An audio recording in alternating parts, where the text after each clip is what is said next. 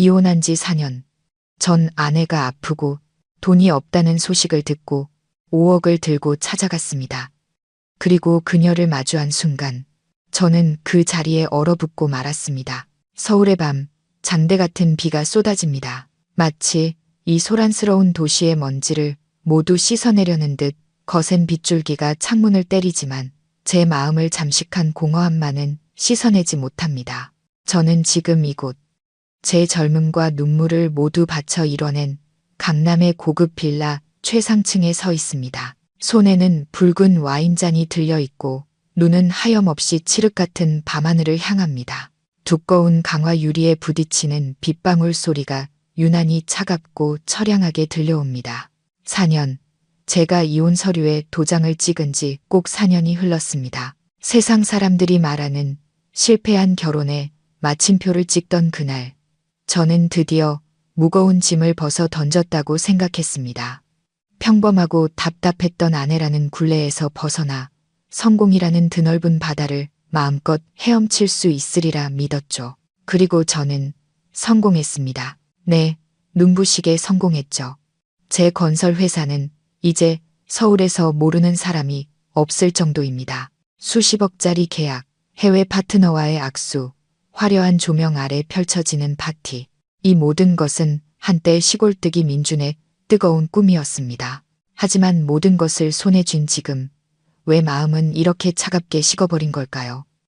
저는 창가에서 몸을 돌려 차가운 대리석 바닥을 맨발로 밟았습니다. 100평이 넘는 이 넓은 집에 저는 혼자 삽니다. 소파부터 샹들리에, 바닥의 카펫까지 모두 최고급 수입품으로 채웠죠. 모든 것이 돈의 향기, 성공의 향기를 뿜어내지만 가장 중요한 가족의 온기는 없었습니다. 저는 소파에 몸을 던지고 눈을 감았습니다. 고요한 공간 속에서 에어컨 소리와 빗소리만이 귓가를 맴돕니다.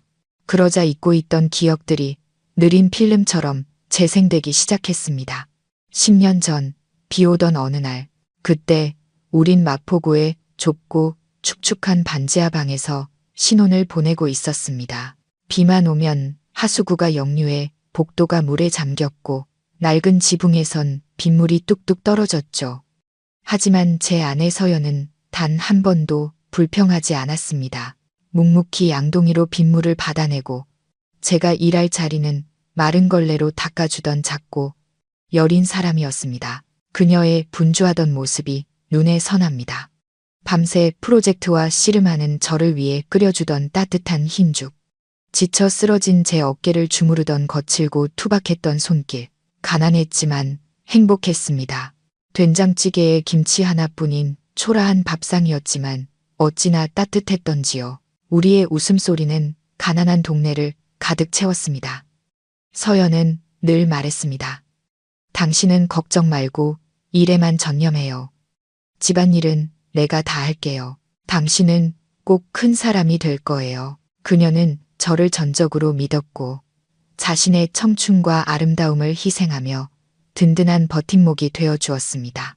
하지만 제가 조금씩 성공 가도를 달리자 저는 그녀가 제게 어울리지 않는다고 생각하기 시작했습니다. 촌스럽고 옷 입을 줄도 모르고 사교성도 부족하다며 그녀를 타박했습니다. 주방에서 기름 냄새를 풍기는 그녀를 볼 때마다 짜증이 났습니다. 반면 제 주변의 여비서나 파트너들은 언제나 향수 냄새를 풍기며 세련됐으니까요. 저의 성공과 함께 우리 사이의 거리는 점점 더 멀어졌습니다. 저는 일과 밤샘 술자리에 빠져 살았고 텅 빈 집에서 그녀를 외롭게 내버려 두었습니다. 결국 올 것이 오고야 말았죠. 우리는 이혼했습니다. 제3자도 살림살이를 부수는 격한 싸움도 없었습니다. 그저 숨막히는 침묵만이 흘렀습니다. 서연은 망설임 없이 서류에 도장을 찍었습니다. 눈물 한 방울 흘리지 않는 그녀의 메마른 눈동자 속에서 저는 무너져 내린 믿음과 깊은 절망을 보았습니다. 그녀는 비바람이 몰아치던 그 밤, 낡은 옷 몇 벌만 챙겨 떠났습니다. 우리가 함께 이룬 모든 재산을 제게 남겨둔 채 말이죠. 자신에겐 평온함만 있으면 된다는 말을 남기고서요. 지난 4년간 저는 한 번도 그녀에게 연락하지 않았습니다. 공허함을 채우기 위해 숱한 여자들을 만났고 끝없는 유흥에 몸을 던졌습니다. 하지만 화려할수록 더 깊은 외로움이 찾아왔습니다. 오늘 밤 빗소리는 마치 제 마음의 흐느낌 같습니다. 지금쯤 그녀는 어디서 무얼 하고 있을까? 그토록 원하던 평온을 찾았을까? 아니면 나처럼 홀로 슬픔을 곱씹고 있을까? 저는 와인을 단숨에 들이켰습니다. 씁쓸하면서도 달콤한 와인의 맛이 꼭 제 인생 같았습니다. 쓴맛, 단맛 모두 맛보았지만 결국 남은 것은 시큰한 아픔뿐이었습니다. 마음속에서 스멀스멀 피어오르는 죄책감을 떨치려 잠자리에 들려던 순간 테이블 위 휴대폰이 요란하게 울렸습니다. 정적을 깨는 벨소리에 심장이 덜컥 내려앉았습니다. 모르는 번호였습니다. 밤 11시가 넘었는데 누구일까요? 회사에 무슨 일이라도 생긴 걸까요? 잠시 망설이다 전화를 받았습니다. 여보세요 하기도 전에 수화기 너머로 차 소리와 빗소리가 뒤섞인 다급한 목소리가 들려왔습니다. 불길한 예감에 심장이 미친 듯이 뛰기 시작했습니다. 저는 잠긴 목소리로 물었습니다. 누구세요? 몇 초간의 침묵 끝에 들려온 목소리는 너무나 익숙했습니다. 까마득한 과거에서 들려오는 듯한 목소리. 대학 시절 제 절친이자 우리가 이혼한 후에도 유일하게 서연과 저 모두와 연락을 유지했던 현우였습니다. 하지만 현우와도 연락이 끊긴 지 오래였습니다. 제가 성공에 취해 옛 친구들을 멀리한 후부터는요. 이 전화는 분명 안부 인사나 술 한잔 하자는 연락이 아닐 겁니다. 뭔가 아주 심각한, 끔찍한 일이 벌어졌음이 틀림없습니다. 그리고 이어진 현우의 말은 제 귀에 날아와 박힌 벼락과도 같았습니다. 손에 들고 있던 와인잔이 바닥으로 떨어져 산산조각 났습니다. 날카로운 유리 파편들이 사방으로 튀었고 조명에 반사되어 제 심장을 도려내는 듯 차가운 빛을 뿜어냈습니다. 저는 그 자리에 못 박힌 듯 서서 온몸을 떨었습니다. 귓가에 윙하는 소리가 울리며 빗소리마저 들리지 않았습니다. 오직 현우의 목소리만이 머릿속을 헤집으며 고통스럽게 메아리쳤습니다. 저는 휴대폰을 든 손을 부들부들 떨며 그 자리에 얼어붙었습니다. 수화기 너머 현우의 다급한 목소리가 계속 들려왔지만 제 귀에는 서연이가 병원에 위독해 돈이 하나도 없대 같은 단어들만 칼날처럼 박혔습니다. 저는 간신히 정신을 차리고 심호흡을 했습니다. 떨리는 목소리로 서연이 어느 병원에 있는지 상태가 어떤지 물었습니다. 현우는 서연이 대학병원 응급중환자실에 있다고 했습니다. 오늘 오후에 일하던 공장에서 쓰러져 실려왔는데 의사 진단은 심각한 영양실조와 급성 폐렴이라고 했습니다. 비를 맞으며 고되게 일하면서도 제대로 치료받지 않아 병을 키운 것 같다고요. 그리고 현우가 덧붙인 말에 제 심장은 그대로 멈추는 듯 했습니다. 서연이 병원비를 낼 돈이 한 푼도 없다는 겁니다. 가족은 멀리 있고 기댈 친구 하나 없이 혼자 중환자실에 누워 있다고요. 마침 가족 병문안을 갔던 현우가 우연히 그녀를 발견하고 너무 안타까워 제게 연락할 수밖에 없었다고 했습니다. 우리가 헤어진 지 오래라는 걸 알면서도 말이죠. 현우의 말을 듣는 내내 속이 불타는 것 같았습니다. 머릿속에 서연의 모습이 떠올랐습니다. 젊고 아름다웠던 아내가 아닌 차가운 병상에 홀로 누워 가쁜 숨을 몰아쉬는 깡마른 여인의 모습이었습니다. 죄책감이 그 어느 때보다 거세게 밀려왔습니다. 이혼할 때 제가 준 돈이면 적어도 먹고 사는 걱정은 없이 편히 지낼 수 있을 거라 생각했는데 어쩌다 이 지경이 된 걸까요? 왜 돈이 없어 쓰러질 때까지 몸을 혹사해야만 했을까요?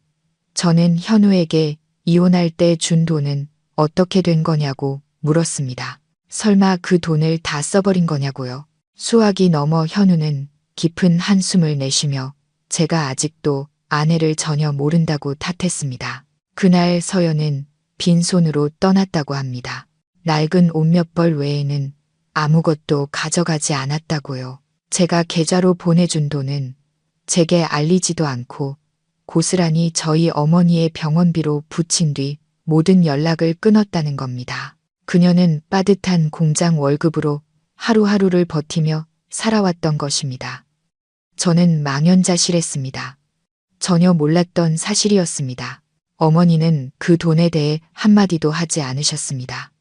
저는 전남편으로서의 책임을 다했다고 그녀에게 충분한 생활비를 주었다고 착각하고 있었습니다. 모든 것이 제 오만과 잔인할 정도의 무관심이 낳은 결과였습니다. 서연아, 서연아, 왜 그렇게 어리석었어? 왜 그렇게 스스로를 괴롭힌 거야? 자존심이 대체 얼마나 강하기에 굶어 죽을지언정 내 돈은 한 푼도 받지 않으려 했던 거야. 저는 전화를 끊자마자 옷걸이에 외투를 집어들고 방을 뛰쳐나왔습니다.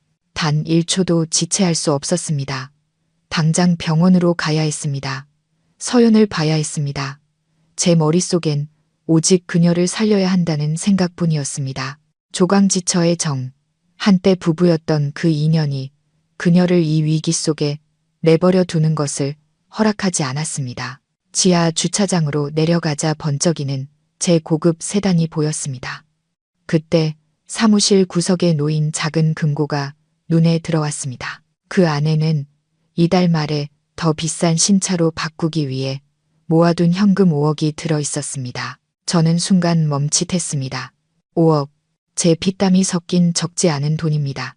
하지만 서연의 목숨에 비하면, 그녀가 저를 위해 희생한 세월에 비하면 이 돈은 아무것도 아니었습니다. 저는 금고로 달려가 돈 다발 전부를 가방에 쓸어 담았습니다. 한치의 망설임도 없었습니다. 차는 나중에 사도 되지만 사람 목숨은 기다려주지 않으니까요. 만약 오늘 밤 제가 가지 않는다면, 만약 서연에게 무슨 일이라도 생긴다면 저는 평생을 후회와 죄책감 속에서 살게 될 겁니다. 저는 운전석에 앉아 시동을 걸었습니다. 굉음과 함께 차고 문이 열리자 새하얀 빗줄기가 눈앞을 가렸습니다. 저는 엑셀을 밟아 칠흑 같은 어둠 속으로 굵은 비를 뚫고 질주했습니다. 와이퍼가 쉴 새 없이 움직였지만 쏟아지는 비를 감당하지 못했습니다. 텅 빈 도로 위 가로등 불빛만이 무릉덩이에 어지럽게 번졌습니다.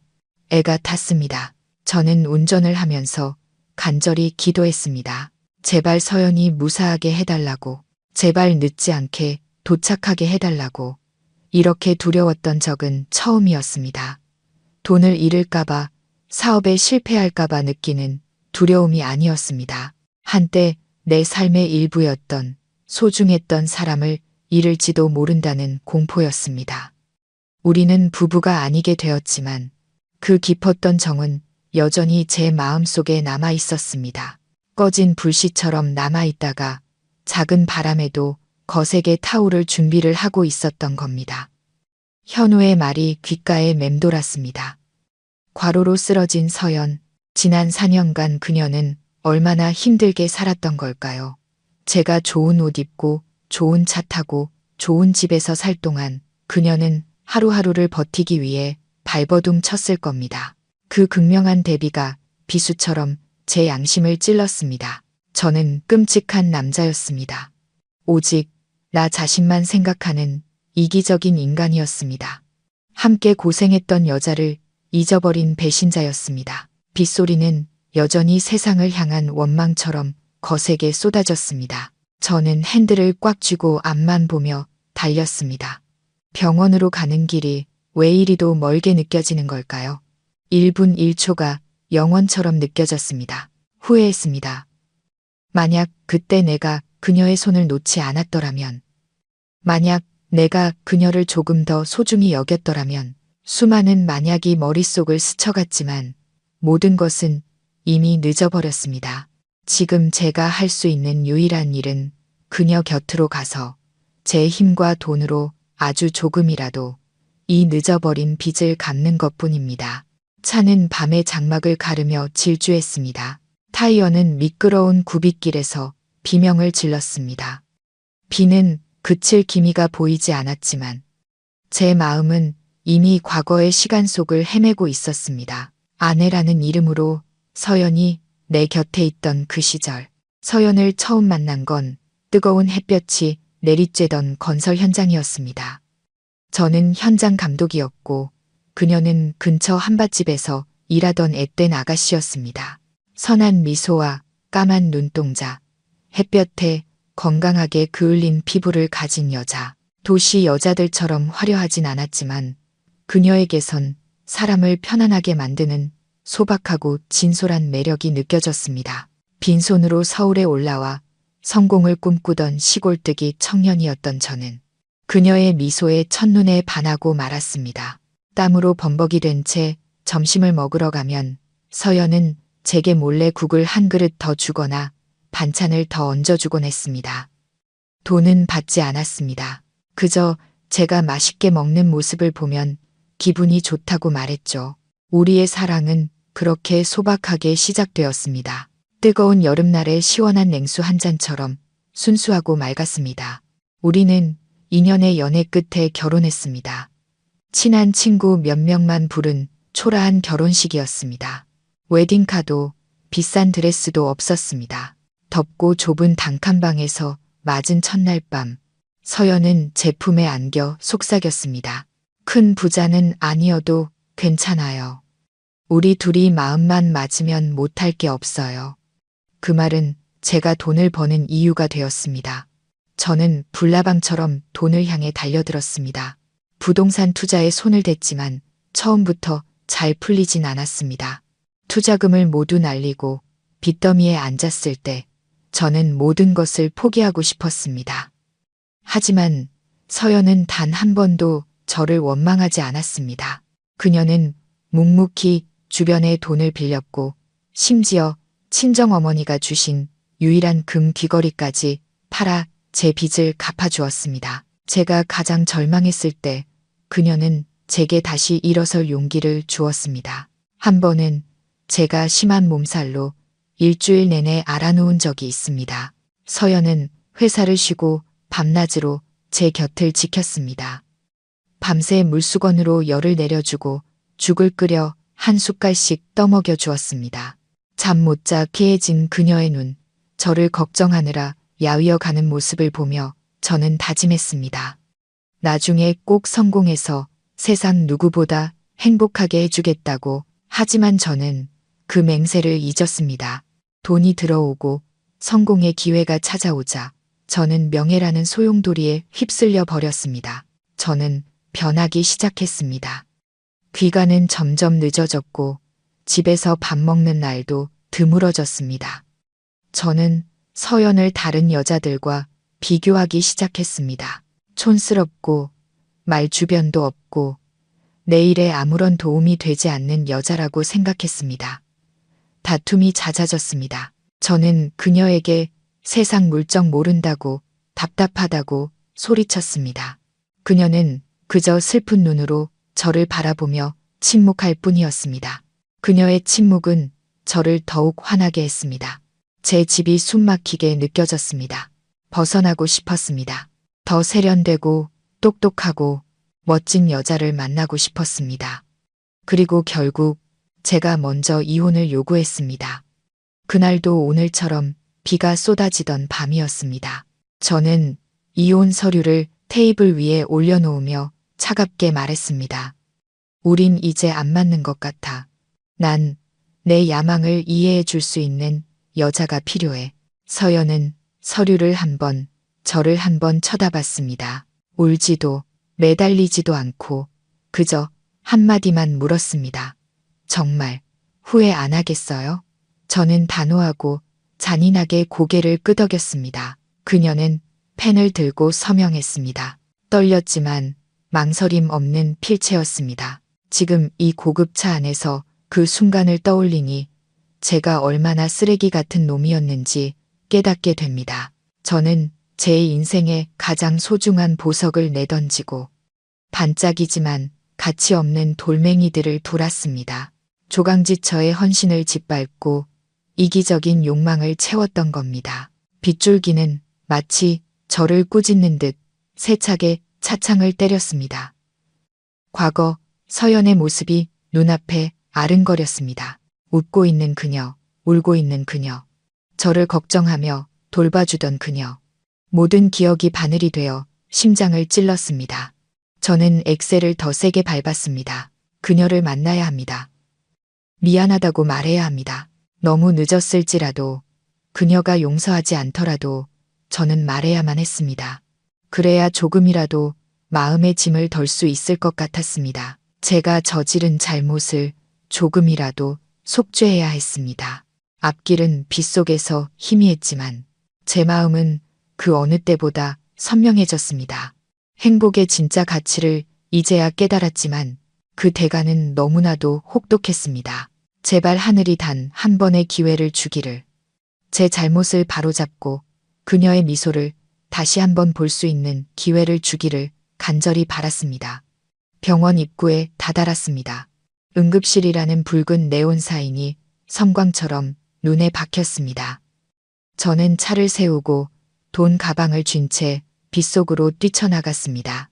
비싼 양복이 흠뻑 젖는 것도, 차가운 바람이 살을 애는 것도 아랑곳하지 않았습니다. 병원 로비로 뛰어들어가자 코를 찌르는 소독약 냄새가 진동했습니다. 삐걱거리는 이동 침대 소리, 가족들의 울음소리가 뒤섞여 혼란스럽고 비통한 풍경을 만들어냈습니다. 저는 미친 듯이 주위를 두리번거렸습니다. 심장이 터질 것처럼 뛰었습니다. 서연아, 어디 있는 거야? 제발 아무 일 없어야 해. 내가 왔어. 내가 널 구하러 왔다고. 내가 잘못했어. 제발 나를 기다려줘. 제 발걸음은 불안과 희미한 희망을 품은 채 원무과를 향해 길고 어두운 복도를 내달렸습니다. 저는 숨을 헐떡이며 원무과 창구로 달려갔습니다. 야간 근무 중이던 간호사는 흠뻑 젖은 제 모습과 넉나간 얼굴을 보고 놀란 듯 저를 쳐다봤습니다. 그녀가 서연의 기록을 찾는 동안 시간은 멈춘 듯 했고 4년 전의 기억이 파도처럼 밀려와 제 머릿속을 잠식했습니다. 마치 어제 일처럼 모든 것이 생생했습니다. 우리 관계에 균열이 생기기 시작한 것은 요란한 부부싸움이 아니라 집안을 감돌던 무서운 침묵 때문이었습니다. 당시 저는 프로젝트 본부장으로 막 승진했습니다. 일은 저를 집어삼킬 듯이 몰아쳤고 저는 늘 새벽녘이 되어서야 술 냄새를 풍기며 녹초가 되어 집에 들어왔습니다. 서연은 언제나 식어버린 저녁상 옆에서 저를 기다리고 있었습니다. 아무런 잔소리 없이 묵묵히 음식을 데우고 숙취해소를 위한 꿀물을 타주었죠. 하지만 그녀의 그런 순종적인 모습이 오히려 저를 더 숨막히게 했습니다. 한 번은 집에서 저녁을 먹다가 서연이 조심스럽게 이제 아이를 가질 때가 되지 않았냐고 물었습니다. 집에 아이 울음소리가 그립다고, 돈은 벌 만큼 벌지 않았냐고, 이제 가족과 함께하는 시간이 중요하다고 말했죠.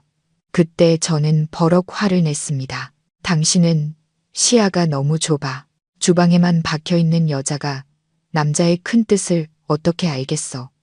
난 지금 한창 올라가고 있는데 애한테 발목 잡힐 순 없다고.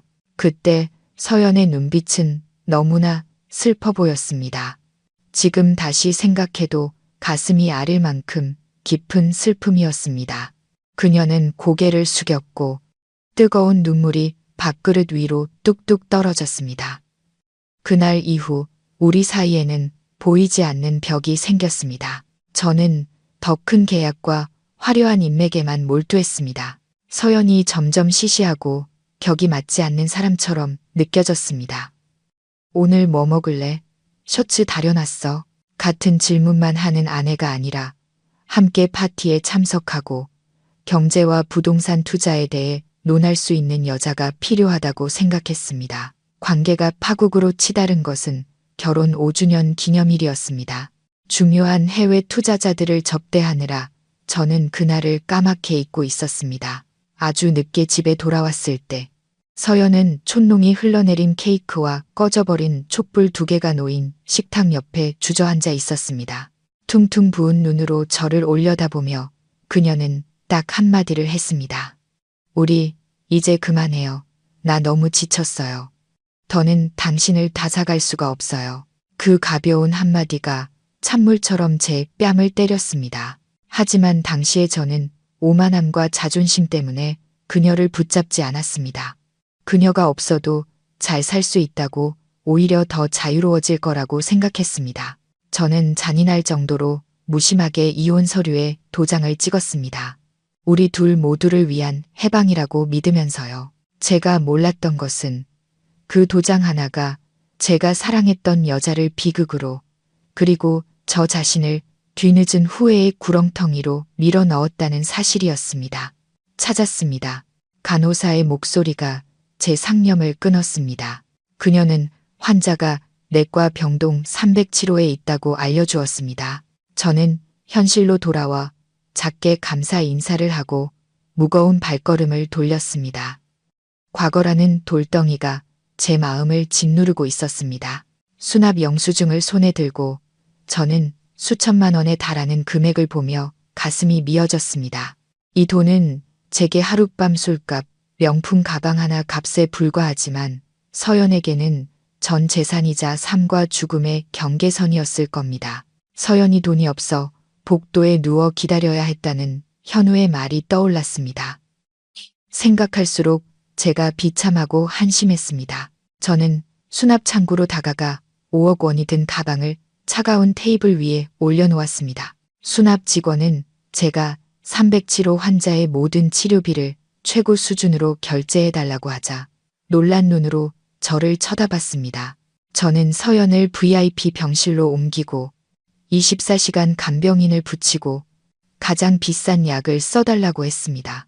돈이 얼마가 들든 상관없으니 사람만 살려달라고 말했습니다. 직원은 떨리는 손으로 돈을 셌고 저는 복잡한 심경으로 서 있었습니다.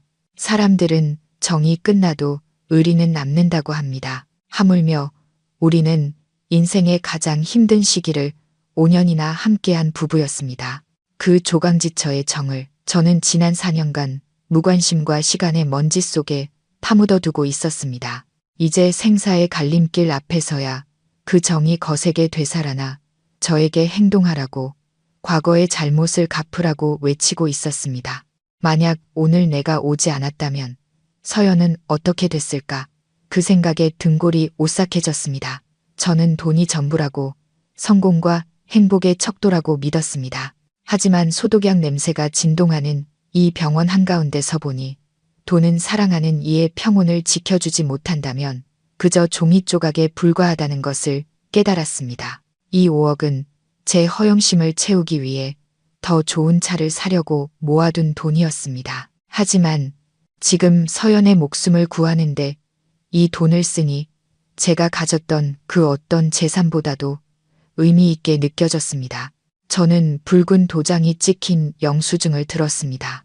마치 속죄의 증표를 받은 기분이었습니다. 돈으로 시간을 되돌릴 수도, 제가 서연에게 준 마음의 상처를 지울 수도 없다는 것을 압니다.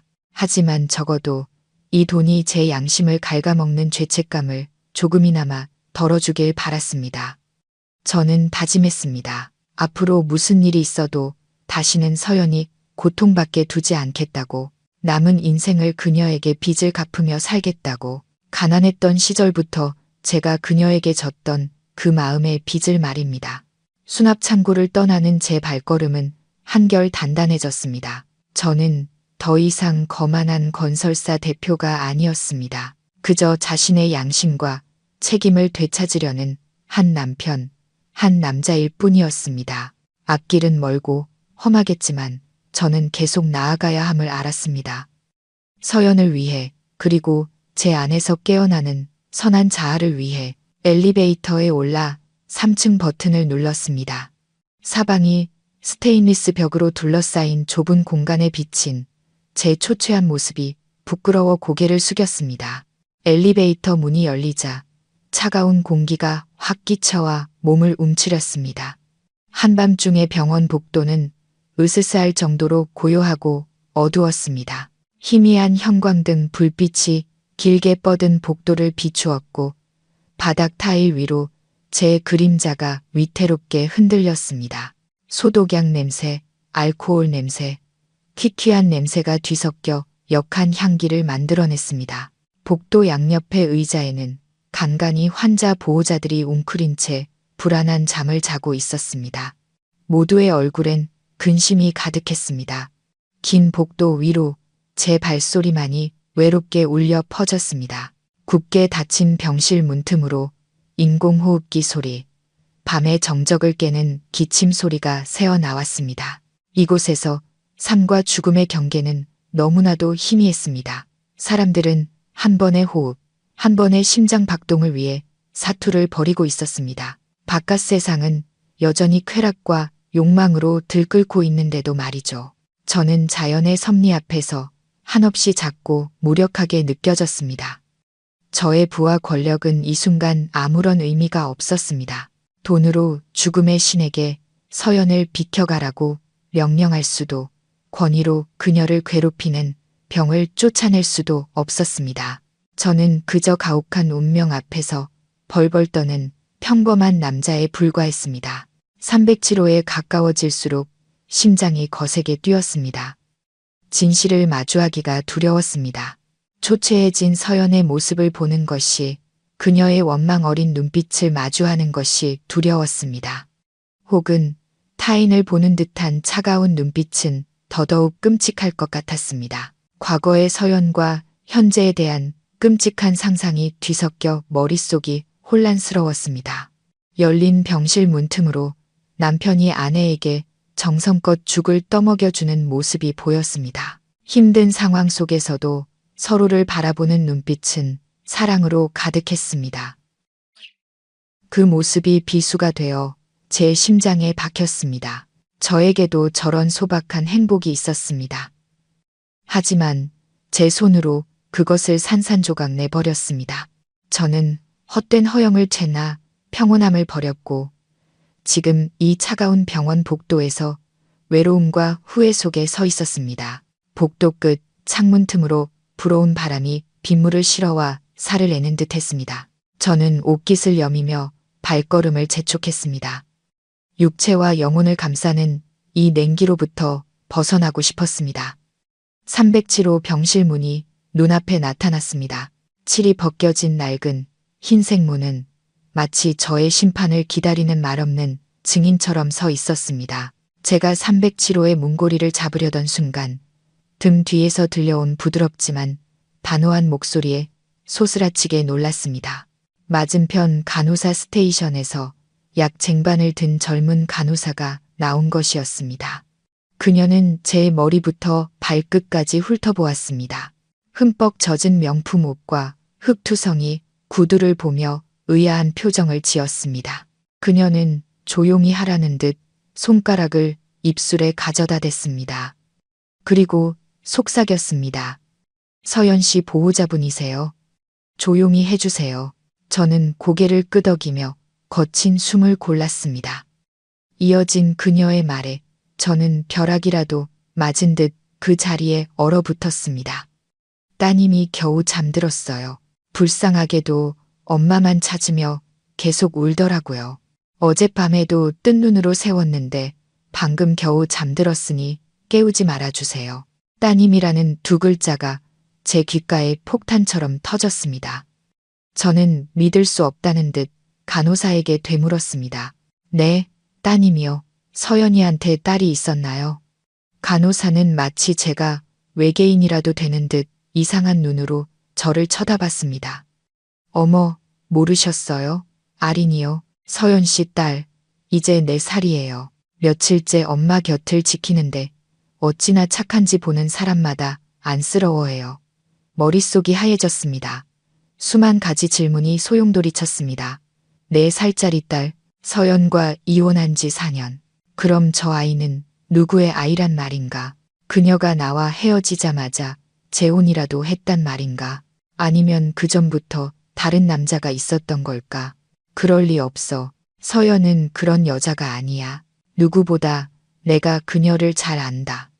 그렇다면 저 아이는 설마 섬광 같은 생각 하나가 머리를 스쳤고 심장이 뱉는 듯한 고통이 밀려왔습니다.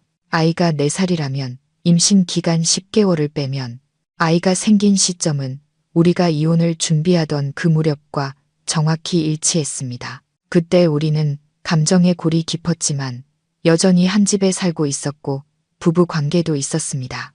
설마 서연이 내 아이를 임신한 채 그 사실을 숨기고 떠났단 말인가? 이혼 서류에 도장을 찍던 날 무언가 말하려다 그만두던 그녀의 망설이던 눈빛이 떠올랐습니다. 그녀는 내 핏줄을 뱃속에 품은 채 빈손으로 떠나 이 험한 세상과 홀로 맞서 싸웠단 말인가? 왜 내게 말하지 않았을까? 왜 혼자 모든 고통을 감당해야만 했을까? 내가 너무 잔인했기 때문에 내 성공의 짐이 되지 않으려 차라리 미혼모의 길을 택했던 것일까? 간호사는 멍하니 서 있는 저를 보며 물었습니다. 저기, 괜찮으세요? 정말 서연 씨 보호자분 맞으세요? 저는 정신을 차리고 억지 미소를 지으며 고개를 끄덕였습니다. 네, 전 남편입니다. 아프다는 소식을 이제야 듣고 찾아왔어요. 간호사는 그제야 상황을 이해한 듯 안타까운 눈빛으로 저를 바라봤습니다. 그녀는 서연의 상태에 대해 몇 마디 더 알려준 뒤 약수레를 밀고 자리를 떴습니다. 저는 온갖 상념에 휩싸인 채 병실 문 앞에 홀로 남겨졌습니다. 저는 307호 문 앞에 서서 차가운 문고리를 잡았지만 차마 돌릴 용기가 나지 않았습니다. 이 얇은 문 하나가 마치 견고한 성벽처럼 2개의 세계를 가르고 있었습니다. 한쪽은 저의 죄 많은 과거, 다른 한쪽은 제가 만들어낸 고통스러운 현재. 저는 두려웠습니다. 평생 하늘 무서운 줄 모르고 살아온 이 민준이 고작 문 하나 앞에서 공포에 떨고 있었습니다. 서연을 마주하는 것이 두려웠습니다. 시간과 병마가 그녀에게 남긴 상처를 보는 것이 두려웠습니다. 하지만 무엇보다도 그 아이를 마주하는 것이 가장 두려웠습니다. 만약 정말 내 아이라면 나는 어떻게 해야 할까? 뱃속에 있을 때부터 버려둔 아비로서 무슨 낯으로 아이를 본단 말인가? 무슨 자격으로 아이의 얼굴을 보고 아빠라는 말을 들을 수 있단 말인가? 병실 안은 이상할 정도로 고요했습니다. 저는 문에 귀를 대고 안의 기척을 살폈습니다. 울음소리도 말소리도 없이 정적만이 흘렀습니다. 그 고요함이 제 공포를 더욱 증폭시켰습니다. 침대에 미동 없이 누워있는 서연과 아비의 온기 없이 웅크린 채 잠든 깡마른 아이의 모습이 그려졌습니다. 저는 뒷걸음질 벽에 등을 기댔습니다. 병원 안 공기는 차가운데도 식은땀이 이마를 타고 흘렀습니다. 도망치고 싶었습니다. 내 안에 비겁한 자아가 속삭였습니다. 4년 전처럼 이 무거운 책임으로부터 도망치라고 5억을 간호사에게 맡기고 그녀의 인생에서 조용히 사라지는 편이 모두를 위해 나을지도 모른다고. 그녀는 돈으로 병을 고치고 아이를 키울 수 있을 것이고 나는 이 끔찍한 진실을 외면한 채 다시 화려한 삶으로 돌아갈 수 있을 테니까. 하지만 그 순간 고생만 했던 조강지처의 모습이, 헤어지던 날의 슬픈 눈빛이, 그리고 간호사가 말한 따님이라는 2글자가 보이지 않는 밧줄처럼 제 발목을 붙잡았습니다. 나는 한심한 남자였지만 더 이상 비겁자가 될 수는 없었다. 이미 한 번 그녀와 아이를 버렸다. 2번 다시 그들을 버릴 수는 없었다. 만약 지금 돌아선다면 내 안에 남은 마지막 인간성마저 잃어버리게 될 것이다. 평생을 벗어날 수 없는 죄책감 속에서 살게 될 것이다. 저는 심호흡을 하며 미친 듯이 뛰는 심장을 진정시켰습니다. 흐트러진 옷깃을 바로잡고 헝클어진 머리를 쓸어 넘겼습니다. 들어가야만 한다. 진실이 아무리 잔혹하더라도 받아들이고 책임져야 한다. 나는 서연에게 사과해야 하고 내 아이에게 가정을 찾아주어야 하며 나 자신에게는 속죄할 기회를 주어야 한다. 이번에는 망설임 없이 문고리를 꽉 쥐었다. 고요한 밤, 문이 열리는 소리가 유난히 크게 울렸다. 문이 천천히 열리며 안에 희미한 공간이 드러났다. 구석의 작은 스탠드에서 나온 노란 불빛이 병상 위를 비추었고 잠든 여인의 깡마른 모습과 그 곁에 웅크린 작은 그림자가 보였다. 나는 숨을 죽이고 무거운 발걸음을 옮겼다. 내가 버렸던 세상. 하지만 지금은 이 세상 그 어떤 곳보다도 간절히 돌아가고 싶었던 그녀와 아이의 세상 속으로 등 뒤로 병실문이 닫히며 바깥 복도의 소음과 냉기가 완전히 차단되었습니다. 좁은 공간 안 노란 스탠드, 불빛만이 하얀 벽을 비추고 있었습니다. 코를 찌르는 소독약 냄새가 그 어느 때보다 강하게 느껴졌습니다. 저는 숨을 죽이고 차가운 타일 바닥을 조심스럽게 걸었습니다. 작은 소리 하나에도 이 슬픈 정적이 깨져 버릴 것만 같았습니다. 눈앞의 하얀 병상에는 제 전 아내가 잠들어 있었습니다. 저는 그 자리에 못 박힌 듯 서서 희미한 불빛 아래 드러난 서연의 모습에 가슴이 미어졌습니다. 저 사람이 정말 내 아내 서연이란 말인가? 햇살처럼 웃던 예쁜 보조개를 가졌던 그 여인이란 말인가? 지금 병상에 누워있는 것은 제 눈을 의심할 만큼 깡마르고 병약한 모습이었습니다. 엔숙한 얼굴, 툭 튀어나온 광대뼈, 엔닥에 들어간 눈, 한때 칠흑 같던 머리카락은 푸석했고 드문드문 흰머리까지 보였습니다. 링거, 바늘 자국으로 온통 멍든 앙상한 손이 이불 위에 힘없이 놓여 있었습니다. 고된 노동의 흔적이 고스란히 남은 거칠고 투박한 손가락. 저는 터져나오려는 울음을 참기 위해 입을 틀어막았습니다. 서연아, 왜 이렇게 된 거야? 4년 동안 어떻게 살았기에 몸이 이토록 망가진 거야? 이혼하던 날의 서연이 떠올랐습니다. 슬픔에 잠겨 있었지만 그래도 건강한 모습이었습니다. 그런데 지금 그녀는 바람 앞에 촛불처럼 위태로워 보였습니다. 저는 조심스럽게 다가가 침대 옆 의자에 앉았습니다. 서연의 숨소리는 약하고 거칠었습니다. 그녀의 얼굴을 만져주고 헝클어진 머리를 쓸어 넘겨주고 싶었지만 제 손은 허공에서 머뭇거리다 돌아왔습니다. 제 죄 많은 손이 묵묵히 모든 것을 감내한 그녀를 더럽힐 것만 같았습니다. 제가 그녀를 만질 자격이 없다고 생각했습니다. 헐렁한 환자복 아래 드러난 그녀의 작은 몸을 보니 제가 이룬 부유함이 한없이 초라하고 역겹게 느껴졌습니다. 나는 명품 양복을 입고 번쩍이는 구두를 신고 수억 원짜리 시계를 차고 있지만 그녀의 건강과 미소를 되돌려줄 수는 없었습니다. 나는 실패자였습니다. 내 인생에서 가장 처참하게 실패한 패배자. 헛된 허영을 위해 현명한 아내를 버렸고 이제 남은 것은 거대한 재산과 텅 빈 영혼을 가진 외로운 남자뿐이었습니다.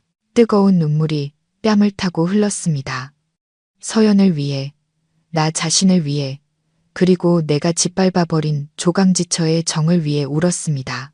이 고요한 병실에서 죽어가는 전 아내를 마주하고서야 저는 배신과 무관심의 대가가 얼마나 혹독한지 깨달았습니다. 슬픔과 후회에 잠겨 있을 때 제 시선은 우연히 서연 옆에 빈 공간으로 향했습니다. 그곳에는 얇은 이불 속에 작은 여자아이가 웅크린 채 깊이 잠들어 있었습니다. 심장이 쿵 내려앉더니 미친 듯이 뛰기 시작했습니다. 간호사가 말했던 바로 그 아이, 아린이 서연의 딸이었습니다. 저는 숨을 죽이고 아이의 얼굴을 자세히 들여다보았습니다. 스탠드 불빛이 아이의 통통하고 순진한 얼굴을 비추었습니다. 아이는 새근싸근 잠들어 있었고 오밀조밀한 입술과 긴 속눈썹이 작은 숨결에 따라 파르르 떨렸습니다. 등줄기를 타고 전율이 흘렀습니다. 아이의 얼굴 윤곽이 너무나도 익숙했습니다. 저를 섬뜩하게 할 만큼 익숙했습니다. 고집스러워 보이는 높은 이마, 오뚝한 콧날, 그리고 누가 봐도 저를 빼닮은 턱선까지 제 어린 시절 사진과 눈앞에 잠자는 천사를 비교해 보았습니다. 틀림없었습니다. 모든 것이 조각한 듯 저와 똑같았습니다. 이 아이는 다른 남자의 아이가 아니었습니다. 내 아이, 내 핏줄이었습니다. 손에 힘이 풀리며 5억 원이 든 가방이 쿵 소리를 내며 바닥에 떨어졌습니다. 고요한 공간 속에서 그 소리는 마치 망치 소리처럼 요란하게 울렸습니다. 저는 그 자리에 얼어붙어 아이에게서 눈을 떼지 못했습니다. 하늘과 땅이 뒤집히는 기분이었습니다. 진실은 너무나도 적나라하고 잔인했습니다. 서연은 내 아이를 낳았다. 우리가 이혼할 무렵 혹은 그 직전에 이 아이를 임신했던 것이다. 그런데 왜 말하지 않았을까? 왜 침묵을 택하고 홀로 떠나 이 가난 속에서 아이를 낳고 길렀을까? 저는 아이를 보고 다시 서연을 보았습니다. 가슴이 찢어지는 듯 했습니다. 내 딸, 내가 그토록 원했지만 과거 서연이 아이 얘기를 꺼냈을 때 내 입으로 거절했던 바로 그 아이. 아이는 짐이야. 내 성공에 방해만 될 뿐이라고. 그렇게 내뱉었던 잔인한 말들이 떠올랐습니다. 이제 그 짐이 내 눈앞에 있었습니다. 천사처럼 예쁘고 사랑스러운 모습으로 아픈 엄마를 돌보기 위해 이 낯선 병원에서 잠들어 있었습니다. 아이의 낡은 티셔츠와 짧은 바지 아래로 드러난 목이 물린 자국 가득한 깡마른 다리가 보였습니다. 저 아이가 내 딸이라고, 부유한 건설사 대표의 딸이 저렇게 낡은 옷을 입고 있단 말인가. 목이 메어왔고 쓰라린 아픔이 심장을 쥐어짰습니다. 당장 달려가 아이를 끌어안고 아빠가 미안해라고 소리치고 싶었지만 두 발이 바닥에 붙어버린 듯 움직일 수 없었습니다. 아이의 존재는 제 죄를 증명하는 가장 확실한 증거이자 서연의 위대한 희생을 보여주는 증표였습니다. 그녀는 자신의 모든 것을 바쳐 내 핏줄을 지켰고 모든 것을 혼자 감당했습니다. 그런데 나는 그녀와 아이를 위해 무얼 했던가. 무관심과 잔인함 외에는 아무것도 주지 않았다. 저는 저기 누워있는 저 여인의 위대함 앞에서 한없이 비겁하고 초라하게 느껴졌습니다. 가방 떨어지는 소리에 서연이 놀라 몸을 뒤척였습니다. 그녀는 희미한 신음과 함께 무거운 눈꺼풀을 들어 올렸습니다. 흐릿한 시선이 방 안을 훑다가 제가 서 있는 곳에서 멈췄습니다. 그 순간 그녀의 동공이 커졌고 폼숙한 얼굴에 공포와 경악이 스쳤습니다. 그녀는 몸을 일으키려 애썼지만 힘이 없어 다시 베개 위로 쓰러졌습니다. 믿을 수 없다는 듯 저를 빤히 쳐다보며 입술을 달싹였습니다. 민준 씨, 맞아요. 아니면 내가 꿈을 꾸는 건가? 그녀의 목소리는 바람 소리처럼 희미했습니다. 저는 급히 다가가 침대 옆에 무릎을 꿇고 그녀의 차갑고 앙상한 손을 잡았습니다. 나야, 서연아, 나 민준이야, 내가 왔어. 서연은 감전이라도 된 듯 손을 빼내며 잠든 아이 쪽으로 불안한 시선을 돌렸습니다. 자식을 지키려는 어머니의 본능. 그녀는 황급히 이불을 끌어당겨 아이를 덮으며 제 시선으로부터 아이를 감추려 했습니다. 그 행동이 수천 개의 바늘이 되어 제 심장을 찔렀습니다. 내가 무서운가? 내가 아이를 해치거나 아이를 빼앗아 갈 거라고 생각하는 건가? 저는 서연의 눈을 똑바로 보며 떨리는 목소리로 물었습니다. 4년 동안 나를 속인 거지? 저 아이, 내 아이 맞지? 서연은 제 시선을 피하며 고개를 돌렸습니다. 뜨거운 눈물이 뱃속한 뺨을 타고 흘렀습니다. 그녀는 침묵했습니다. 무서운 침묵이 방 안을 가득 채웠습니다. 저는 그녀의 손을 더 꽉 잡았습니다. 제발, 서연아, 진실을 말해줘. 아린이, 우리 딸 맞아. 서연은 흐느끼기 시작했습니다. 가녀린 어깨가 가늘게 떨렸습니다. 마침내 그녀는 저를 돌아보며 고통과 체념이 뒤섞인 눈빛으로 말했습니다. 맞아요. 아린이는 당신 딸이에요. 당신 딸이라고요. 예상했던 대답이었지만 그녀의 입에서 직접 듣는 순간 세상이 무너지는 듯 했습니다. 그랬구나. 나에게 4살짜리 딸이 있었구나. 나는 물었습니다. 왜 나한테 말 안 했어? 왜 혼자 이 고생을 한 거야? 내가 아이 아빠인데. 서연은 슬픈 눈으로 저를 바라보았습니다. 그때 당신은 이혼을 원했어요. 성공하고 싶다고 아내도 아이도 짐이라고 했잖아요. 당신 성격 알아요. 내가 임신했다고 말했다면 아이를 빌미로 당신을 붙잡으려 한다고 생각했을 거예요. 당신의 미래를 가로막는 걸림돌이 되고 싶지 않았어요. 당신이 원하는 대로 자유롭게 높이 날아가길 바랐어요. 서연의 말을 듣는 순간 저는 그대로 얼어붙었습니다. 그녀의 침묵은 원망이나 증오가 아니었습니다. 저를 사랑했기 때문이었습니다. 저를 너무나도 사랑했기에 자신의 행복을 포기하고 사회의 손가락질을 감수하며 미혼모의 길을 택했던 것입니다. 그녀의 고귀한 사랑 앞에서 제 이기심과 비열함이 더욱 선명하게 드러났습니다.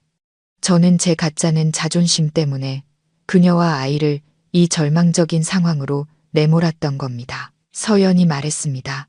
평생 당신에게 숨기려고 했어요. 나 혼자 힘으로 아이를 키우려고요. 하지만 하늘이 무심하게도 내가 이렇게 아프게 됐네요. 혹시 나한테 무슨 일이 생기면 우리 아린이가 혼자 남겨질까봐 너무 무서웠어요. 미안해요. 당신을 속여서 정말 미안해요. 저는 그녀의 손 위로 고개를 떨구고 아이처럼 울음을 터뜨렸습니다. 미안해야 할 사람은 나야. 내가 죄인이야. 내가 쓰레기고 나쁜 놈이야. 내가 너희 둘을 버렸어. 미안해, 서연아. 아가야, 미안하다. 제 울음소리는 서연의 흐느낌과 뒤섞여 뒤늦은 후회와 사랑이 담긴 슬픈 노래처럼 병실 안에 울려 퍼졌습니다. 격한 감정이 지나가고 병실 안에는 창밖에 빗소리만이 남았습니다.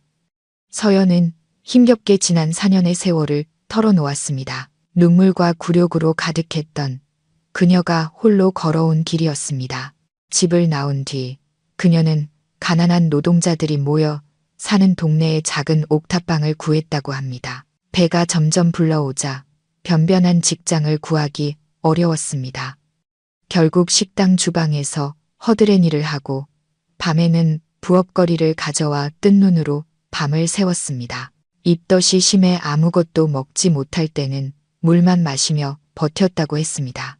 서러움에 복받쳐 홀로 배를 부여잡고 운 밤도 많았지만 뱃속의 아이를 생각하며 눈물을 닦고 다시 일어섰다고 했습니다. 아이를 낳는 날도 그녀는 혼자였습니다. 한밤중 진통이 시작되자 스스로 택시를 잡아 병원으로 향했습니다. 다른 산모들 곁을 지키는 남편과 가족들을 보며 사무치는 외로움을 느꼈다고 합니다.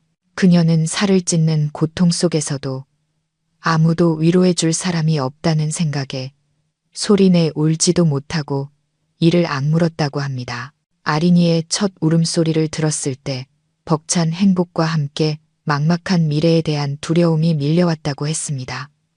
홀로 아이를 키우는 것은 상상 이상으로 힘들었습니다. 아린이는 잔병 치레가 잦았고 약값과 기저귀 값은 늘 부족했습니다. 그녀는 남들보다 2~3배는 더 일해야 했습니다. 낮에는 봉제 공장에서 일하고 밤에는 전단지를 돌리거나 식당 아르바이트를 했습니다. 비바람이 몰아치던 어느 날 그녀는 아이를 등에 업고 젖은 전단지를 돌렸다고 합니다. 아이는 흠뻑 젖어 추위에 떨면서도 엄마 등에서 얌전히 잠들어 있었다고 합니다. 한 번은 TV에서 제가 올해의 기업인상을 받는 모습을 봤다고 했습니다. 늘씬한 모델들 옆에서 환하게 웃고 있는 저를 보며 가슴이 아팠지만 한편으론 제 꿈이 이루어진 것 같아 기뻤다고 합니다. 그녀는 잠든 아이를 보며 아이에게만큼은 부족함 없는 엄마가 되어주겠다고 다짐했다고 합니다. 저에 대한 이야기는 철저히 숨겼습니다. 아린이에게 부유하지만 무책임한 아빠가 있다는 사실을 알리고 싶지 않았다고 합니다. 제 돈은 필요 없다고 그저 아이가 평온하게 자라주기만을 바랐다고 했습니다. 하지만 사람의 몸은 한계가 있었습니다. 계속되는 과로와 부실한 식사는 그녀의 몸을 갉아먹었습니다. 만성 폐렴과 영양실조가 겹쳤고 결국 입원해 공장에서 쓰러지고 만 것입니다. 서연의 이야기를 듣는 내내 제 심장은 갈갈이 찢기는 듯 했습니다. 만삭의 몸으로 식당에서 설거지하는 아내의 모습, 어린 딸을 업고 비를 맞으며 전단지를 돌리는 모습이 눈앞에 그려졌습니다. 그 시간 저는 어디에 있었을까요? 저는 성공을 축하하며 와인잔을 부딪히고 고급 차를 몰고 따뜻하고 푹신한 침대에서 잠을 자고 있었습니다. 그 잔인한 대비에 제 자신이 혐오스러웠습니다. 저는 서연의 거칠어진 손, 고생의 흔적이 남은 팔에 작은 흉터들을 보았습니다. 저는 그 손을 들어 제 얼굴에 대었습니다. 제 눈물이 그녀의 굳은 살 위로 떨어졌습니다. 저는 그녀에게 너무나 큰 빚을 졌습니다. 이 빚은 평생을 바쳐도 다 갚을 수 없을 겁니다. 그녀는 단순한 전 아내가 아니었습니다. 내 핏줄을 지켜낸 영웅이자 내 인생의 마지막 남은 복을 지켜준 은인이었습니다. 저는 계속 그곳에 무릎 꿇고 있었습니다. 침대 가장자리에 고개를 묻고 어깨를 들썩이며 흐느꼈습니다. 위풍당당하던 건설사 대표 민준, 그 누구 앞에서도 고개 숙인 적 없던 제가 지금 전 아내 앞에서 어린아이처럼 통곡하고 있었습니다. 남자의 짜디짠 후회의 눈물이 쉴 새 없이 흘렀습니다. 이것은 나약함의 눈물이 아니었습니다. 잠들어 있던 양심이 깨어나는 각성의 눈물이었습니다. 서연을 위해, 내 딸을 위해, 그리고 제 어리석음을 위해 울었습니다. 저는 명예라는 허상을 붙다가 행복의 실체를 잃어버렸습니다. 저는 하늘을 찌를 듯한 빌딩을 세웠지만 정작 제 가정은 무너져 내리도록 내버려 두었습니다. 저는 눈물로 흐려진 시야로 서연을 바라보며 목맨 소리로 말했습니다. 서연아, 내가 틀렸어. 내가 정말 잘못했어. 돈, 지위, 명예, 다 부질없는 거였어. 모든 걸 가졌지만 너와 아이를 잃으면 나한테 뭐가 남겠어. 내가 이 세상에서 제일 가난한 놈이야. 제발 나한테 기회를 한 번만 줘. 아빠가 되게 해줘. 남편이 되게 해줘. 너희 두 사람에게 내가 진 빚 갚게 해줘. 서연은 저를 보며 눈물을 흘렸습니다. 그녀는 손을 들어 제 머리를 쓰다듬었습니다. 제가 지쳐 있을 때마다 해주던 익숙하고 다정한 손길이었습니다. 그녀는 아무 말 없이 가만히 고개를 끄덕였습니다. 저의 모든 잘못을 용서하는 너그러운 용서의 끄덕임이었습니다. 그 몸짓 하나가 죄로 메말랐던 제 영혼을 적시는 시원한 샘물 같았습니다. 저는 일어나 서연의 이마에 입을 맞추었습니다. 존경과 사랑을 담은 입맞춤이었습니다. 그리고 저는 아이에게로 고개를 돌렸습니다. 아린이는 아빠가 바로 곁에 와 있다는 사실도 모른 채 깊은 잠에 빠져 있었습니다. 저는 떨리는 손으로 아이의 뺨을 만졌습니다. 부드러운 피부에서 전해져 오는 온기를 느끼며 속삭였습니다. 아빠야, 아가, 아빠가 이제 왔어. 이제 아무데도 안 가. 아빠가 엄마랑 너 꼭 지켜줄게. 하늘이 무너져도 아빠가 막아줄 거야. 저는 바닥에 가방을 주워 서연의 손에 쥐어주었습니다. 이건 내가 차 사려고 모아둔 돈인데 이제 당신과 우리 딸 거야. 걱정 말고 치료만 받아. 병원비는 내가 다 해결했어. 간병인도 불렀고 나도 여기서 당신 곁에 있을 거야. 이제 누구도 우리 가족을 갈라놓을 수 없어. 그날 밤 저는 집에 가지 않았습니다. 딱딱한 의자에 앉아 서연과 아이가 잠든 모습을 뜬 눈으로 지켜보았습니다. 새근사근 잠든 두 사람을 보니 이상하게도 마음이 평온해졌습니다. 창밖에 비는 그쳤고 동쪽 하늘에서 새벽빛이 비치기 시작했습니다. 새로운 날이 오고 있었습니다. 그리고 제 인생 또한 새로운 장을 향해 나아가고 있음을 직감했습니다. 사랑과 책임, 그리고 상처를 치유하는 새로운 시작을 향해서 아침 햇살이 커튼 틈으로 비집고 들어와 잠을 깨웠습니다. 딱딱한 의자에서 웅크리고 잔 탓에 온몸이 쑤셨지만 침대 위 두 사람을 보자 피로가 눈 녹듯 사라졌습니다. 서연은 어제보다 한결 편안한 숨을 내쉬며 자고 있었고 아린이는 이불 속에서 꼼지락거리고 있었습니다. 까맣고 동그란 아이의 눈이 천천히 떠지는 순간 제 심장이 다시 뛰기 시작했습니다. 아린이는 낯선 천장을 멀뚱히 쳐다보다가 엄마를 보고 마침내 제게 시선을 고정했습니다. 헝클어진 모습으로 자기 옆에 앉아있는 낯선 남자를 보고도 아이는 울거나 무서워하지 않았습니다.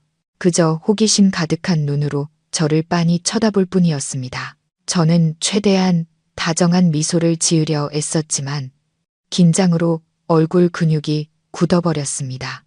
그 순간 시간은 멈춘 듯 했습니다. 제가 4년 동안 잊고 살았던 제 분신, 제 핏줄과 마주하고 있었습니다. 아이에게 인사를 건네고 싶었지만 목이 메어 아무 말도 할 수 없었습니다. 아린이는 자리에서 일어나 작은 손으로 눈을 비비더니 엄마를 살짝 흔들며 물었습니다. 엄마, 이 아저씨는 누구야? 아이의 맑고 청아한 목소리가 제 메마른 영혼을 어루만지는 듯 했습니다. 서연은 깜짝 놀라 잠에서 깨 아이를 품에 안고는 제게 미안한 눈빛을 보냈습니다. 저는 황급히 아이를 안심시키려 말했습니다. 아저씨는 엄마 친구야. 엄마랑 아린이 보러 왔어. 혹시 아저씨 기억나니? 아린이는 고개를 도리도리 저었습니다. 부드러운 머리카락이 흩날리는 모습에 제 마음이 녹아내렸습니다. 저는 떨리는 손을 내밀어 아이의 통통한 얼굴을 만져보고 싶었지만 아이가 놀랄까봐 차마 그러지 못했습니다. 그런데 놀랍게도 아린이는 제 손을 피하지 않고 오히려 작은 손으로 제 거친 손가락을 만졌습니다. 손끝에서 전해져 오는 따뜻한 온기가 심장까지 전해지며 지금껏 느껴보지 못했던 숭고한 부성애가 솟아올랐습니다. 콧등이 시큰해졌습니다. 이 아이가 내 딸이구나. 뼈와 살을 가진 진짜 내 딸이 매일 밤 후회 속에서 그리던 꿈이 아닌 현실로 내 눈앞에 있구나. 서연은 저와 아이를 보며 눈시울을 붉혔습니다. 그녀는 아이에게 조용히 말했습니다. 아린아, 민준 아저씨한테 인사드려. 아저씨가 엄마 많이 도와주셨어. 아린이는 얌전히 손을 모으고 말했습니다. 안녕하세요, 아저씨. 아이의 예의 바른 인사에 기쁘면서도 가슴이 아팠습니다. 아이가 저를 아저씨라고 부르는 것이 서글펐습니다. 이 보이지 않는 벽을 허물기 위해선 앞으로 정말 많은 노력이 필요할 것임을 직감했습니다. 그날 아침 저는 곧바로 서연을 병원 VIP 병실로 옮겼습니다. 서연은 돈이 아깝다며 극구 말렸지만 저는 단호했습니다. 걱정하지 마. 내가 평생 당신한테 진 빚에 비하면 이 돈은 아무것도 아니야. 새로 옮긴 병실은 넓고 쾌적했습니다. 저는 전문 간병인도 고용했지만 서연과 아린이의 식사와 개인적인 돌봄은 제 손으로 직접 하고 싶다고 말했습니다. 아주 작은 것부터 시작해 제가 진 빚을 조금씩 갚아나가고 싶었습니다. 그날 오후 서연이 링거를 맞는 동안 저는 옆에서 과일을 깎았습니다. 칼질이 서툴러 사과는 울퉁불퉁 깎였지만 서연은 그 모습을 보고 웃음을 터뜨렸습니다. 잘 나가는 대표님이 사과 하나 제대로 못 깎네. 창피한 줄 알아요. 저도 멋쩍게 웃으며 말했습니다. 앞으로 배울 거야. 요리부터 빨래, 아이 돌보는 것까지 전부 다 배울게. 당신만 허락해 준다면. 저는 서연의 손을 잡고 진지하게 말했습니다. 약속할게. 이제부터 내가 남편으로서, 아빠로서 모든 책임을 다할게. 다시는 당신과 아이가 아무 걱정 없이 살게 해줄게. 당신은 치료에만 전념하고 우리 아린이 잘 키우기만 해. 세상 모든 힘든 일은 내가 다 막아줄게. 이제 일보다 가족이 먼저야. 가족 없는 성공은 아무 의미 없다는 걸 이제야 깨달았어. 서연은 눈물을 글썽이며 저를 바라보았습니다. 그녀는 아무 말 없이 제 손을 힘주어 잡았습니다. 잿더미가 된 과거 속에서 신뢰의 불씨가 다시 피어나는 순간이었습니다. 저는 이 약속의 무게를 알았지만 충분히 감당할 수 있다고 믿었습니다. 이제 저는 헛된 명예가 아닌 세상에서 가장 사랑하는 사람들을 위해 싸울 것이기 때문입니다. 제가 잃어버렸다가 기적처럼 되찾은 나의 가정을 위해서 저는 구석에서 장난감을 가지고 노는 아린이를 보았습니다. 아이는 나무 블록으로 집을 만들고 있었습니다. 저는 마음속으로 다짐했습니다.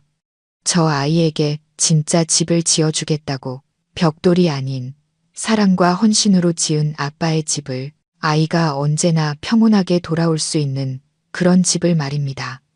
저는 회사 경영을 부사장에게 모두 맡기고 장기 휴가를 냈습니다. 오직 서연과 아린이를 돌보는 데만 집중하기 위해서였습니다.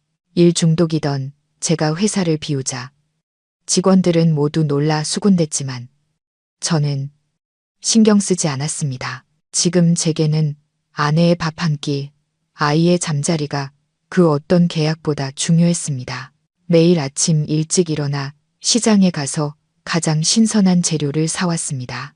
양복 입은 남자가 장바구니를 들고 채소값을 흥정하는 모습에 시장 아주머니들은 웃음을 터뜨렸습니다. 저는 인터넷 레시피를 보며 서툴게 죽을 끓이고 국을 만들었습니다. 처음에는 태우고 짜게 만들기 일쑤였지만 땀 흘리며 요리하는 시간이 행복했습니다. 따뜻한 죽을 보온병에 담아 병원으로 가져가 서연에게 한 숟갈씩 떠먹여 주었습니다. 그녀가 맛있게 먹고 하루하루 건강을 되찾는 모습을 보는 것이 수백억짜리 계약을 따내는 것보다 더 큰 기쁨이었습니다. 아린이는 처음엔 저를 경계했지만 제가 엄마를 정성껏 돌보는 모습을 보고 조금씩 마음을 열기 시작했습니다. 어느 날 오후 아린이가 헝클어진 머리를 끙끙대며 묵으려 하고 있었습니다. 저는 아이에게 다가가 아저씨가 도와줄까 하고 물었습니다. 계약서에 사인하고 와인잔을 잡던 손으로 저는 딸의 머리를 빗겨주었습니다. 조심스럽게 엉킨 머리를 풀고 서툴게 양갈래로 따아주었습니다. 삐뚤빼뚤한 모양이었지만 아린이는 거울을 보며 무척이나 좋아했습니다. 엄마, 아저씨가 머리 예쁘게 묶어줬어요. 그 순간 저는 아빠가 되는 기쁨이 얼마나 소박한 것인지 깨달았습니다. 아이의 미소를 보고 아이가 내 이름을 불러주는 것만으로도 세상 모든 시름이 사라지는 기분이었습니다. 저는 아이와 소꿉놀이를 하고 매일 밤 동화책을 읽어주었습니다. 유치하다고 생각했던 공주님 이야기는 이제 줄줄 외울 정도가 되었습니다. 저와 아린이 사이의 유대감은 날마다 깊어졌습니다. 아이는 이제 저를 보면 달려와 안겼습니다. 서연은 그런 우리를 보며 행복한 미소를 지었습니다. 아린이가 아빠 사랑을 못 받고 자라서 늘 안쓰러웠는데 당신이 있으니 아이가 훨씬 밝아졌어요. 그 말에 기쁘면서도 가슴 한편이 아려왔습니다. 아이가 겪었을 외로움을 몇백, 몇천 배로 갚아주겠다고 다짐했습니다. 그날은 비가 부슬부슬 내리는 저녁이었습니다. 서연은 이제 침대에 기대 앉아 뜨개질을 할 수 있을 정도로 회복되었습니다. 저는 바닥에 앉아 아린이에게 콩쥐팥쥐 이야기를 읽어주고 있었습니다. 이야기가 클라이맥스에 이르렀을 때 아린이가 갑자기 제 말을 끊고 물었습니다. 그 순진한 질문에 제 심장이 덜컥 내려앉았습니다. 아저씨, 동화 속에는 다 아빠 엄마가 있는데 왜 나는 엄마밖에 없어요? 내 아빠는 어디 갔어요? 아이의 갑작스러운 질문에 방 안의 공기가 무겁게 가라앉았습니다. 서연은 뜨개질을 멈추고 눈물을 감추려 고개를 돌렸습니다. 저는 침묵 속에서 아이의 맑은 눈을 들여다보았습니다. 가슴이 저며왔습니다. 이제 아이에게 진실을 말해줄 때가 왔습니다. 저는 심호흡을 하고 아린이를 들어 제 무릎 위에 앉혔습니다. 저는 떨리는 목소리로 아이에게 물었습니다. 아린이는 아저씨가 아빠였으면 좋겠어. 아린이는 제 얼굴을 올려다보며 눈을 반짝였습니다. 고개를 세차게 끄덕이며 말했습니다. 네, 아저씨는 착하고 엄마랑 나를 사랑해 주잖아요. 아저씨가 내 아빠였으면 좋겠어요. 저는 목이 메어왔습니다. 뜨거운 눈물이 뺨을 타고 흘렀습니다. 저는 아이를 꽉 껴안고 귓가에 속삭였습니다. 아리나 아저씨가 바로 내 아빠야. 미안해. 아빠가 너무 늦게 와서 내가 진짜 내 아빠란다. 아린이는 제 얼굴과 엄마 얼굴을 번갈아 쳐다봤습니다. 서연은 눈물을 흘리며 고개를 끄덕였습니다. 맞아, 아가. 저 아저씨가 내 아빠야. 엄마가 늘 이야기해주던 바로 그 아빠. 아이는 다시 저를 보더니 조그만 입술을 달싹이며 조심스럽게 불렀습니다. 아빠. 그 작은 한마디가 제 심장을 뒤흔들었습니다. 저는 감정이 북받쳐 아이를 끌어안고 소리내어 울었습니다. 그래, 아빠야. 아빠 여기 있어. 저는 아이의 머리와 뺨, 이마에 입을 맞추었습니다.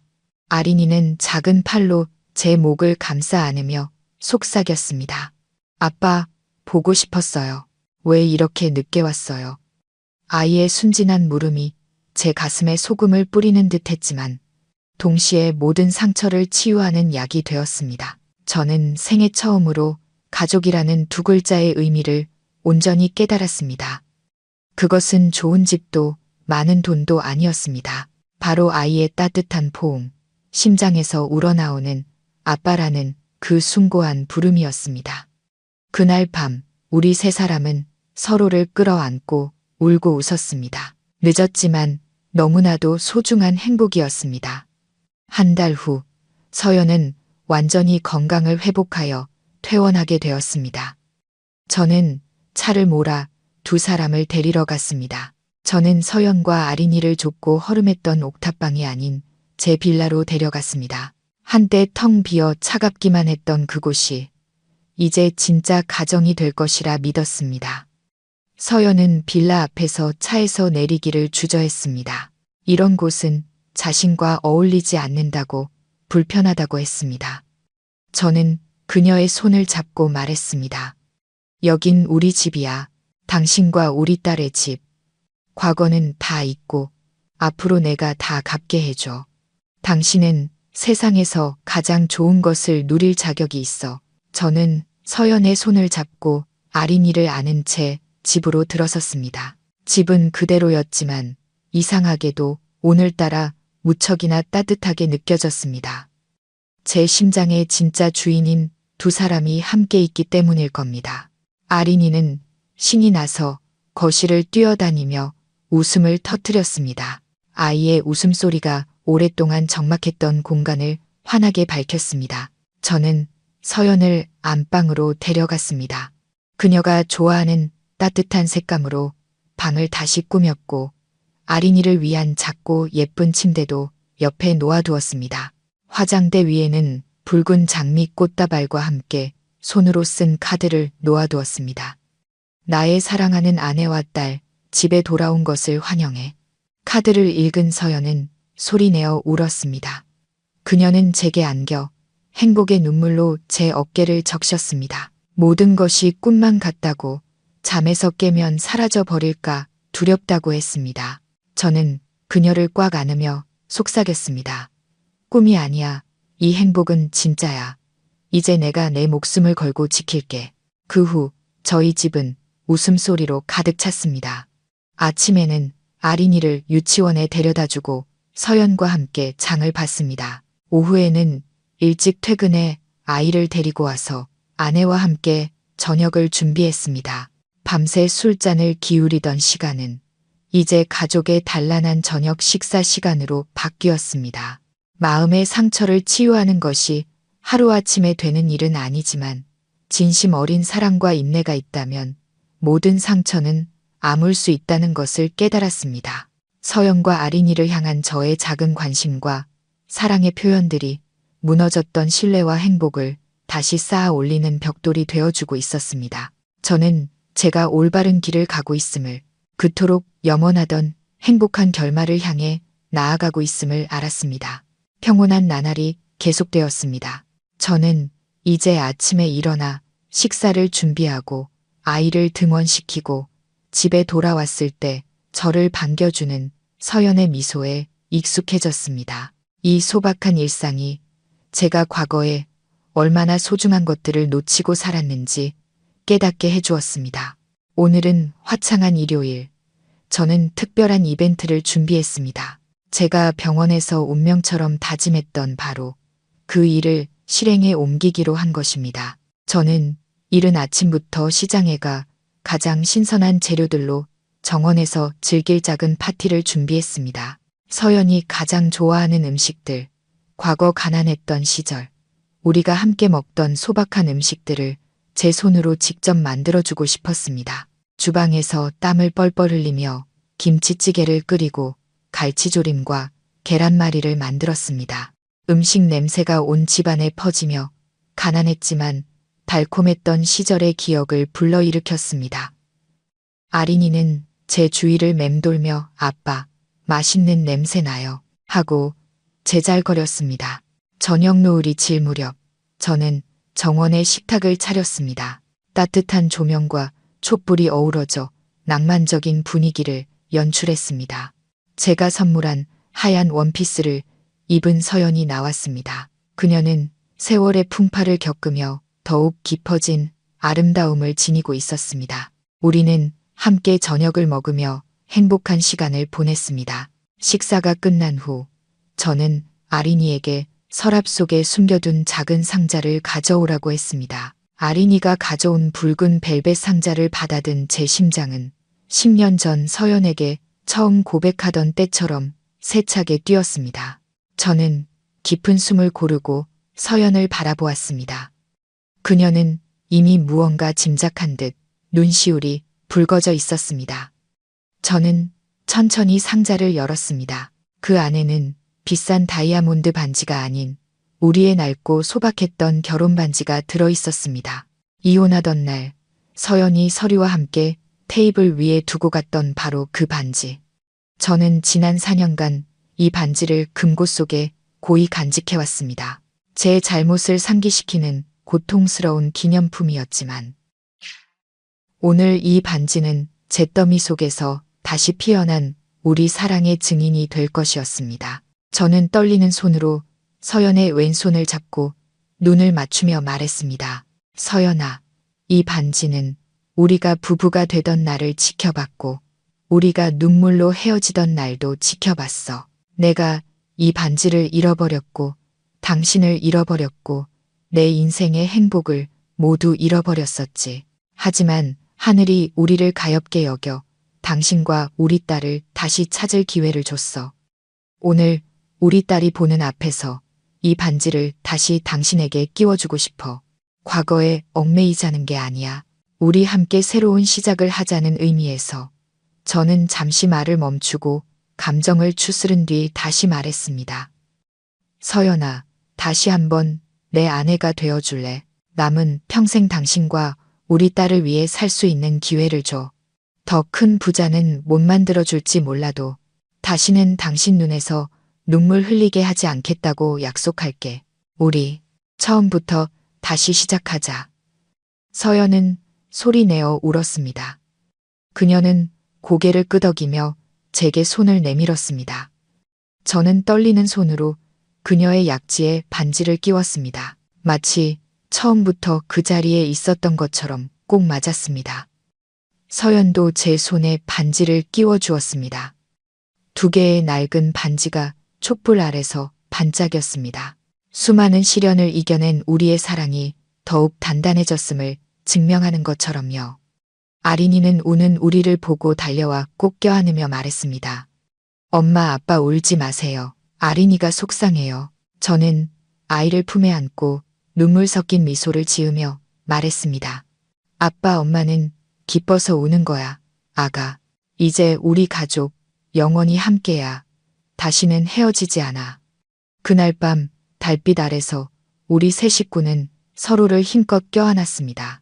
길고 긴 폭풍우가 지나간 뒤 찾아온 달콤하고 완전한 행복을 만끽했습니다. 한 달 후 우리는 다시 결혼식을 올렸습니다. 이번에는 소박하지만 따뜻한 가족과 가까운 친구들만 초대한 가든 파티였습니다. 그날 밤 제게 전화를 걸어주었던 친구 현우가 사회를 보며 말했습니다. 이놈, 복도 많은 놈, 크게 한 바퀴 돌아서 결국 제 짝을 다시 찾았구나. 이제 아내한테 평생 잘해라. 저는 진심으로 고마워하며 잔을 부딪혔습니다. 순백의 드레스를 입은 서연은 동화 속 공주님보다 더 아름다웠습니다. 그녀의 곁에는 작은 들러리 드레스를 입은 우리의 천사 아린이가 엄마의 손을 잡고 함께 걸어 나왔습니다. 저는 무대 위에서 두 사람을 기다리며 처음 사랑에 빠졌던 18살 소년처럼 가슴이 뛰었습니다. 우리는 진심을 담아 서로에게 사랑을 맹세했습니다. 하객석에 앉은 어머니는 감격의 눈물을 훔치고 계셨습니다. 저는 그 순간 깨달았습니다.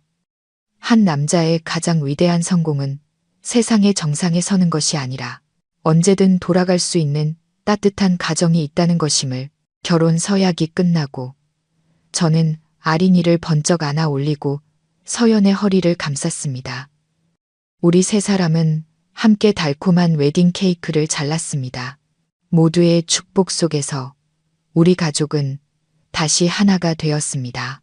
저녁 노을이 강물을 붉게 물들일 무렵 저는 서연과 아린이의 손을 잡고 강변을 산책했습니다. 조강지처의 정의란 이해와 나눔 그리고 희생으로 만들어지는 숭고한 감정이라는 것을 이제야 깨닫습니다.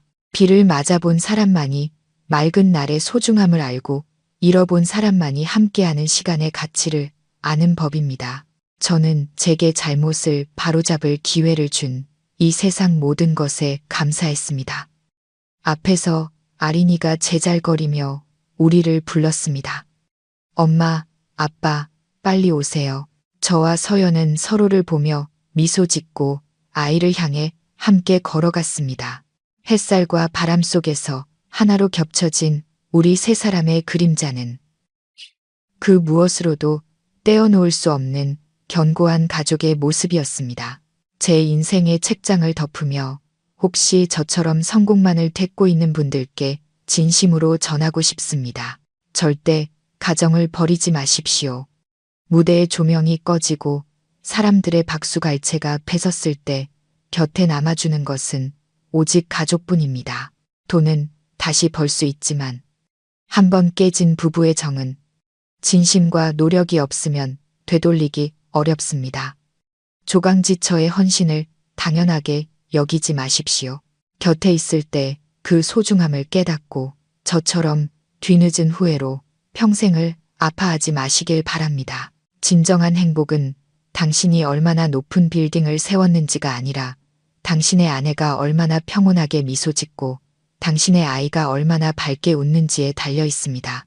가족이야말로 세상의 모든 폭풍우를 막아주는 가장 안전한 항구이며 아무 조건 없이 우리를 사랑해주고 지켜주는 가장 위대한 선물입니다.